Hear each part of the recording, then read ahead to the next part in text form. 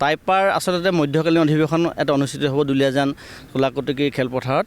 আমি ভাবোঁ আজি লাইখুটাৰ যি শুভ অনুষ্ঠান হৈছিল, এই অনুষ্ঠানত আমাৰ টাইপাৰ যিমানসমূহ কৰ্মী আছিল বা মহিলা সমিতিৰ আমাৰ মহিলাসকল আহিছে, সেই গতিকে আমি ভাবোঁ যে অহা 12 মাৰ্চৰ পৰা 5 দিনীয়াকৈ যি আমাৰ টাইপাৰ মধ্যকালীন অধিৱেশন হ'ব, এই অধিৱেশনতে বিভিন্ন জাতি জনগোষ্ঠীৰ সমাৱেশ হ'ব। বিভিন্ন জাতি জনগোষ্ঠীৰ দল সংগঠনৰ নেতৃত্ববৃন্দক আমি ইয়াত নিমন্ত্ৰণ জনাইছোঁ আৰু ইয়াতে অধিৱেশনখনেই আচলতে সৰ্বাংগীন সুন্দৰ কাৰণে আমি আপোনালোকৰ সহায় সহযোগিতা বিচাৰিছোঁ। দুলীয়াজানবাসী ৰাইজে, অসমবাসী ৰাইজৰ সহায় সহযোগিতা বিচাৰিছোঁ।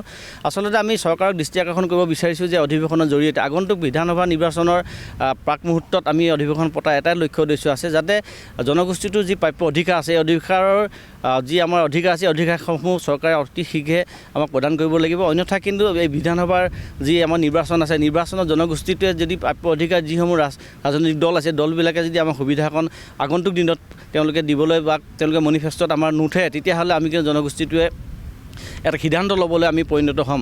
এই অধিৱেশনখনত আমি তৰ্ক প্ৰতিযোগিতা ৰাখিছোঁ, চিত্ৰাংকন প্ৰতিযোগিতা ৰাখিছোঁ, লগতে আমি জনগোষ্ঠীটোৰ সাজপাৰ প্ৰতিযোগিতা হ'ব আৰু অসমীয়া থলুৱা জাতি জনগোষ্ঠীবিলাকৰ সাজপাৰ প্ৰতিযোগিতা হ'ব। সেই ভাবোঁ যে আমি আচলতে যুৱক যুৱতীসকলক উৎসাহ যোগাবৰ কাৰণে আমি কেইবাটাও অনুষ্ঠান ৰাখিছোঁ আৰু ইয়াতে খাদ্য মেলাৰ পৰা আদি কৰি বস্ত্ৰ মেলাৰ পৰা আদি কৰি বিভিন্ন ধৰণৰ গ্ৰন্থমেলা সকলোখিনি ইয়াতে হ'ব। সেই গতিকে মই ভাবোঁ দুলীয়াজানবাসী ৰাইজক আৰু অসমবাসী ৰাইজে যাতে ইয়াত আহি অধিৱেশনখন উপভোগ কৰে আৰু আমাকো দিহা পৰামৰ্শ দি অধিৱেশন সফলমণ্ডিত কৰিবৰ কাৰণে তেওঁলোকৰ দিহাৰ পৰামৰ্শ আমি কামনা কৰিছোঁ। টাইপাৰ আচলতে মধ্যকালীন অধিৱেশন এটা অনুষ্ঠিত হ'ব দুলীয়াজান চোলাকটকী খেলপথাৰত।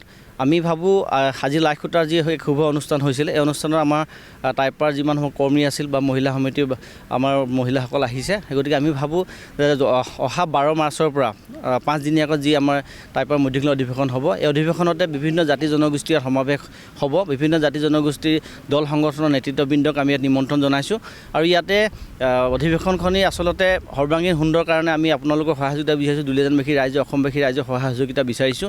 আচলতে আমি চৰকাৰক দৃষ্টি আকৰ্ষণ কৰিব বিচাৰিছোঁ যে অধিৱেশনৰ জৰিয়তে আগন্তুক বিধানসভা নিৰ্বাচনৰ প্ৰাক মুহূৰ্তত আমি অধিৱেশন পতা এটাই লক্ষ্য উদ্দেশ্য আছে, যাতে জনগোষ্ঠীটোৰ যি প্ৰাপ্য অধিকাৰ আছে, এই অধিকাৰৰ যি আমাৰ অধিকাৰ আছে, অধিকাৰসমূহ চৰকাৰে অতি শীঘ্ৰে আমাক প্ৰদান কৰিব লাগিব। অন্যথা কিন্তু এই বিধানসভাৰ যি আমাৰ নিৰ্বাচন আছে, নিৰ্বাচনত জনগোষ্ঠীটোৱে যদি প্ৰাপ্য অধিকাৰ যিসমূহ ৰাজনৈতিক দল আছে, দলবিলাকে যদি আমাৰ সুবিধাকণ আগন্তুক দিনত তেওঁলোকে দিবলৈ বা তেওঁলোকে মেনিফেষ্টত আমাৰ নুঠে, তেতিয়াহ'লে আমি কিন্তু জনগোষ্ঠীটোৱে এটা সিদ্ধান্ত ল'বলৈ আমি পৰিণত হ'ম।